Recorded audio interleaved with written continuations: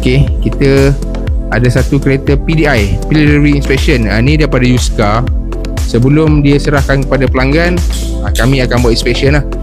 So antaranya kita akan double check skru-skru, kepala bateri, so bawah-bawah panel. Selain itu juga kita akan check menggunakan torque rank. Torque rank, kita nak tengok dia punya torque ikatan semua. Okay, bahagian belakang pun kita akan check semua sekali.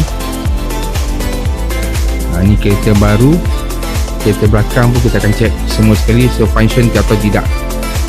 Ok, dalam PDI juga kita akan check dia punya door checker, semua skru-skru, pintu, semua kita akan gunakan spanner akan check lah. Selain daripada itu, kita juga akan buat scanning menggunakan komputer bagi kereta yang menggunakan ECU lah. Boleh kebanyakan sekarang ni semua kita menggunakan ECU injection.